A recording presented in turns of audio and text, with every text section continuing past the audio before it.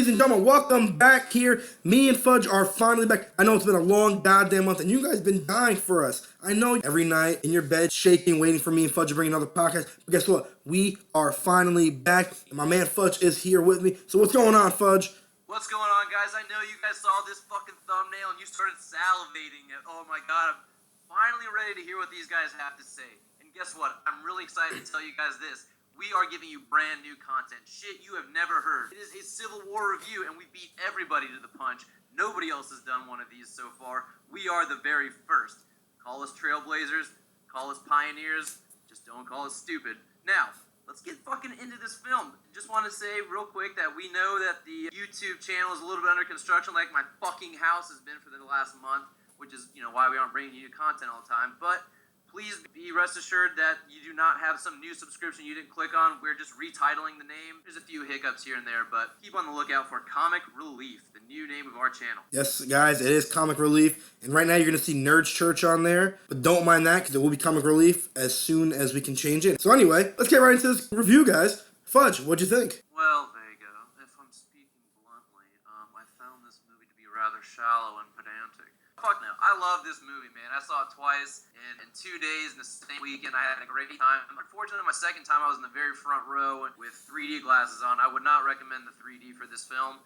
I had an absolutely amazing time at this theater experience. One of the things that made it really enjoyable is that I really tried to stray away from spoilers, TV spots. I wanted to go in there as fresh as possible, so I only really watched 3 major trailers for this film. Now, in my very humble opinion, which is always right, by the way, I think this movie stayed very close to the comic book counterpart that it's based on. Now, obviously, it can't be a straight-up adaptation due to lots of extenuating circumstances, but the overall heart of this film is in the comic books. The other thing is, too, is that this movie couldn't be the Civil War that we know from the comic books because it is a Captain America film. This isn't an Avengers film. And I think they did a very good job of making sure we knew that. They bookended it with Captain America. You know that this was a straight sequel from The Winter Soldier and also a sequel from Age of Ultron. So in that respect, they did a great job of curtailing both of those films and doing this. What about you?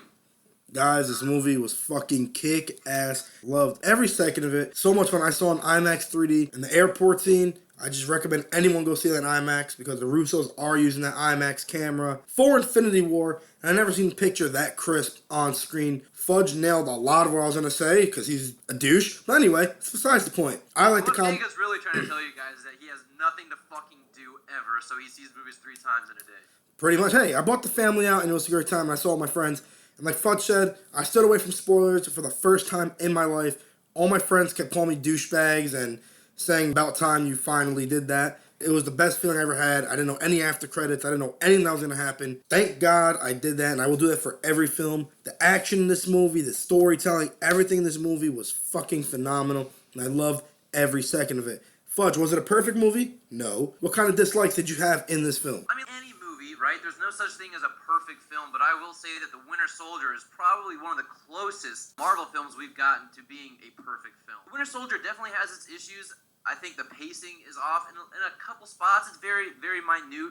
But I think overall that this movie was it's a hard story to tell and to make it a Captain America film, as we talked about. But I have minor things like Marvel would just stop killing off villains. And I'm not talking about Zemo, I'm talking about Crossbones. Crossbones is one of my favorite comic book villains for Captain America. He's always interesting to watch. And the one real gripe I have about killing him off is that there's no fucking way in the comic book version of Brock Rumlow would he ever entertain the idea of a suicide bombing.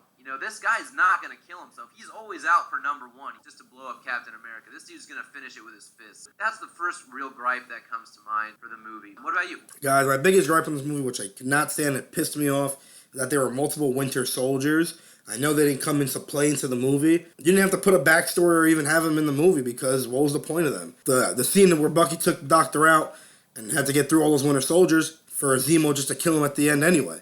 So what was the point of even introducing them? I think Bucky should have been the only Winter Soldier in the universe. They weren't. Were all killed off. Just didn't fit in the story at all. And I'm glad that they killed them off so they didn't play into the story. Yeah, as much as I agree with the fact that I did not want to see any other Winter Soldiers, what I did like was that the Russos kind of threw you for a loop as soon as you're introduced to Buck saying, "I'm not the only Winter Soldier." You automatically think, "Oh fuck, man! Towards the end, we're gonna get Cap and Bucky against a bunch of fucking Winter Soldiers." Russo's kind of threw us for a loop, and that didn't happen. As soon as we come and see them all, Zemo had already put a bullet in all their skulls. I liked that, but at the same time, I could have done without the other Winter Soldiers in general. Yeah, I completely agree, and I agree on Crossbones dying. I think he could have lived. I mean, maybe they killed him because there's not going to be another Captain America film. But I'm also glad no heroes died in this movie, so thank God. Yeah, but man, I will say that War Machine being paralyzed, I didn't see that coming. Now, I knew he was going to be fucking injured, obviously, just from the trailers, but actually sticking with the injury and making him paralyzed, and Tony's trying to recreate some new prosthetics for him so he can start to walk again, but we see at the very end of the movie he's still having trouble managing it. I thought that was good, and that's something that I really like about this movie, is the fact that this movie is not an isolated incident. This is not Iron Man 2 or Iron Man 1 where there's no more repercussions from future films. This movie will continue to have ripple effects throughout the rest of the Marvel Universe, and where we're going to see those first and foremost, they're not going to be in Doctor Strange, they're not going to be in Thor Ragnarok, but we will see them in Spider-Man Homecoming and in Black Panther's solo film.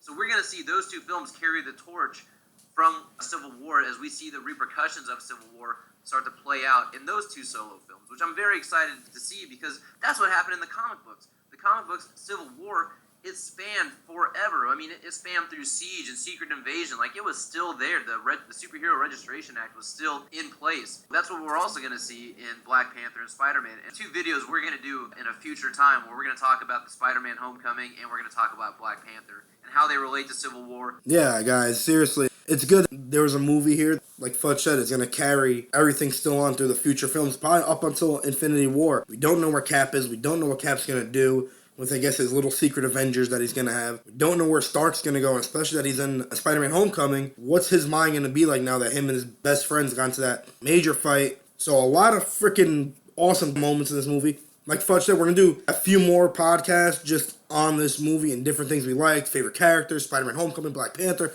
God damn it, everything. This movie just hit $1 billion, which I'm not surprised about, because I did call it. We all called it. Yeah, we all knew this was going to do it, then Civil War was definitely going to do it. Don't know if it's going to hit 1.5. I think it might, actually, especially with X-Men Apocalypse getting those mid to subpar reviews. I think it's personally going to hit 1.5 at the end of it. I don't know where that's going to rank it in comic book movies. I know it'd probably be like top 5 or top 3 or something like that. Fuzz, what do you think it's going to hit? I think it's going to rake in right between 1.2, 1.3 billion. And if you go back and listen to our podcast of comic movies of 2016, you know, we gave our predictions on what we thought would happen. And I think we were very right as to what was going to happen with Deadpool, Batman vs. Superman, and now we're calling it again with Civil War. This movie's hitting the $1 billion mark already, and it's going to keep going. I don't think X-Men or Neighbors is really going to impact its box office pull these next couple weekends at all, but, you know, wait and see what happens. But let's get back talking about the movie itself. You know, what we liked, what the movie did so well that makes this the new standard in comic book ensemble film. First thing that really comes to mind for me is the fact that they juggled about 12 different superheroes in this movie. And they did them all with justice. Everybody had a specific motive and a specific reason for choosing whatever side they were on. Black Widow being at the end, who kind of plays the Spider-Man part in the comic books, but everybody really had a reason for being on the side that they chose, and everybody had a reason for fighting. Everyone did a great job here, and the Russos have an uncanny ability to spotlight each one of these characters. Each one of these characters has their moment where you're like, that is Hawkeye, that is Black Panther, that's Black Widow, that is Spider-Man. Everyone got those shining moments, so you can't complain that, oh, so-and-so didn't have enough screen time. Everyone got their due, and I love that. And I think that's exactly what makes this the best ensemble comic book film to date. Yeah, guys, to me, the Russos just get it. They understand these characters. They're fanboys, and they just understand how to take these characters and put them on screen. Every character had their own arc in the movie, and it was just beautiful to see. The lesser-known characters, obviously, we all know them. Falcon and Red Wing had a great part. Winter Soldier, tying him into Tony and Cap, and making that feel so personal. And how about the feel moments in this movie? So many feel moments. Those feel moments, dude. Right on, yes. Those feel moments, there was times in the theater I almost teared up. With the letter from Steve to Tony, the scene with Steve and Tony with the pen. Just those feel moments I love about movies, and they just make you feel like you're actually reading a comic book and they're coming to life. Because obviously, if you guys don't read comics, they have those moments in there, and that's where the Russos are getting them from. And kudos to them. I can't wait to see what they're going to do with Infinity War and what the hell's going to happen. The feel moments are one of my favorite things they did in this whole entire film. Yeah, let's talk about that end scene for a moment where we find out, I mean, it was hinted at in Winter Soldier that Bucky was responsible for the death of the Starks, but when we actually see it play out, and there's Tony right there looking at the guy who killed his parents, and he asks Steve, did you know? And Steve kind of pussyfoots around the question and then straight up answers yes. Talk about a raw nerve moment for Tony Stark. We have never seen Tony Stark like this before. I mean, maybe a little bit in Iron Man 1, but we've never seen Tony Stark lose his cool like this. And when he goes against Cap just to get Bucky, I mean, poor Bucky, dude. Everyone's after this motherfucker in this movie. That was probably one of the highlights, not only of the movie, but for Iron Man as a whole through the journey of the MCU. That moment right there was just the pinnacle of everything that's been building for Iron Man. To just see him come undone and act on raw emotion. And I'll tell you what, man, as an Iron Man fan, that was one of the greatest moments of any comic book movie for me. I completely agree. We never seen these two characters in Captain America and Iron Man take it to this level. You saw them always have like the little rivalry in Avengers and Age of Ultron. I never thought you would see Steve Rogers and Tony Stark take it to this level. Them two screaming at each other just over like a little argument. There's so much built up emotion in them towards each other, finally coming out of them. And that's another thing about this movie, guys. This movie plays both sides of the fence so well. They didn't just make Tony Stark the villain in this movie, like some people feel about in the comic book that Tony Stark was a complete villain. This movie made you feel like, you know what? Cap is also the villain too here. And when he didn't tell Tony about his parents' death from his best friend. And then especially that Cap kind of tried to lie about it at first. Oh, yeah. I wish that right there was the moment we saw Tony from the trailers. Because I don't think this line was in the movie where he says, you just started a war. Right there. That should have been when they said that, because it's a very personal war, but it would have been great to see. But this is the very first time we've ever seen Steve Rogers and Tony Stark just come unhinged. And I really thought at the very end, for a second, holy shit, Cap is going to chop off Tony Stark's head with that shield. I don't know. That gives me chills just talking about it, thinking about it again. Now I want to go see this movie for a third time. That was one of the greatest moments of not just the movie, but of any comic book movie so far. No other movie has made me feel that way. Can't say enough about it. And then when Steve puts the shield in the arc reactor, picks it up, and starts walking away, and Tony looks at him and says to him, you don't deserve that. My father made that. And Cap just looks at him and drops the shield. It kind of felt like the end of an era in a way, but you know they're still going to be back. But Iron Man 1 in 2008, all his films, the Captain America films, the Avengers films, beautiful way to end it. And then the note that Steve sent Tony at the end. More feel moments. God damn, these Russos in the feel moments. I want to talk about another feel moment, dude.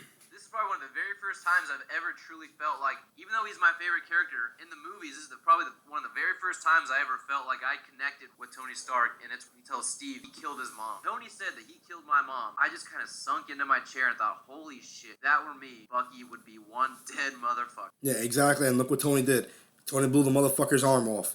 Yeah, right off. With the Unibeam, with the fucking... Yeah, took it right off with the goddamn Unibeam. Tony Stark was not playing. I wonder if it came down to it, if Tony would have maybe tried and killed Steve. I don't know. We didn't get that far. But damn, when Tony broke down his fight pattern in the suit with Friday, God damn it, guys. Fuck! This movie's unbelievable. It really is. But again, that's not to say this is a perfect movie. It's just, Civil War is just kind of a looser, off-the-cuff storytelling, which I don't have any problem with, but it did make it hard at points to follow exactly what was going on, which is why I actually needed a second viewing to understand a few more things. And that mainly pertains to Zemo and his presence in this film. Now, the first time I thought Zemo was very forgettable, but when you go back and watch it, it's kind of like going back and watching The Sixth Sense, knowing that Bruce Willis is a ghost. Everything starts to make a little bit more sense. It's the same with Zemo here. You go back and you watch it a second time already knowing Zemo's motives, and things actually fall into place and make him a villain. While he's not a great villain, he is a much better developed character than you originally thought your first time around. I actually liked him when I first got out. I told everyone I kind of enjoyed him. I mean, yeah, he's not the villain we're used to. That's what a lot of people just don't get. He's going to take on and just destroy the world. He had one motive, and he wanted to destroy the Avengers from within, and which he did. I mean, yeah, it's hard to believe that a man with no powers or nothing like that could take down the Avengers from within. It's mind games, though. He played mind games with them, and he did it so well, and look what happened. And look how far they went to. Cap almost killing Tony. And I mean, he even addressed that in the film when he's talking to Black Panther. He's like, I knew I can't destroy the Avengers. Much more powerful men than me have tried. but he's like, I can make them destroy themselves. That right there is when you really are like, okay, I get it now, especially your second time around when you can really start to put the pieces together. The one thing that I really do think that they did a great job with Zemo is that they didn't fucking kill him off. He is still alive, so that means he can actually come back into play at a later date, and we don't need the Infinity Stones to resurrect him from the dead like we're all hoping happens with like Red Skull and a few others. Zemo is still very much around, and hopefully see a little bit more comic book accurate. But I think the one cop out on the Russo's brothers' part, or maybe it was Marcus and McFeely, is that they made Zemo from Sokovia. Now I thought that was kind of a cop out. I thought it was kind of lazy. Let's branch out a little bit further. I think they could have weaved him in a little bit more intricately than just making him someone who's dealing with the fallout of the Sokovia catastrophe. Yeah, and I will say I'm glad they didn't really make him have anything to do with Hydra. We know Zemo in the comics is Hydra based, but it's good that Hydra's slowly going away. The movie universe, we could probably say 100% Hydra's gone. Hydra's not coming back. Agents of S.H.I.E.L.D., that's a different story altogether. I think in the movie universe, Hydra's gone, and I'm glad. Yeah, they've been around way too long. Marcus and McFeely probably could have did something else with Zemo instead of making him from Sokovia. But it's like you said, we have little minor gripes with the movie. We nailed everything on the head, you think? I mean, as a general thoughts review, yeah, I think we've done a good job. And you know what? I think this is a perfect time to tell our loyal listeners, which there are thousands of them. Please don't look at how many subscribers we have. We will definitely have more Civil War related videos to put up. One of them we want to talk about, which is Spider-Man. Another one we want to talk about, which is Black Panther. Those are the things that we really want to concentrate on because that's what's going to be moving forward in the MCU. So definitely be on the lookout for those here in the near future. We're still working on a grading system right now for our channel. We want to come up with something a little bit more creative than just a 1 out of 10.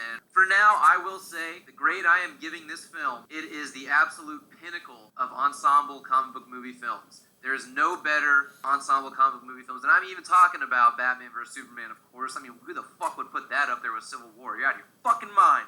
So where it ranks in my overall MCU thing, I think we can do another video on that some other time. He nailed that, guys. We're going to be bringing you a bunch of different videos. We're going to start bringing movie round talk where we talk about castings in movies. So obviously we got a lot of big news in Spider-Man casting, Thor castings, a lot of things going on with the DC universe, which we will be definitely talking about soon. And be on the lookout, guys, for podcasts coming with my man Aaron Couch from People Magazine, where we discuss who had the better trilogy, Captain America or the Dark Knight series. Guys, that's pretty much all we got. And also, guys, follow us at our Twitter now, at Comic Relief Cast. I will put the name up there so you can see it and just give us a nice little follow. Fudge, anything else to say? Yeah, guys, we're basically just going to strive to be your one-stop shop, all comic book movie news and just movie news in general. Anything that we think that's worth talking about, we're going to throw it up for you guys. So if you guys are ever wondering what the hell's going on in the world of movies, come check out our channel. We'll definitely let you know. Thank you guys so much. Have a great day. Please like, share, comment, and subscribe. Let us know what you think. What do we need to work on? Do we suck? Are we good? Do you guys like us? Fuck that. We ain't got to work on anything. If you don't like us, go to hell. Seriously, though. No, just kidding. Subscribe, please. That's exactly the way we're going to end that video, guys. Thank you guys so much. Have a great day. Take care, guys.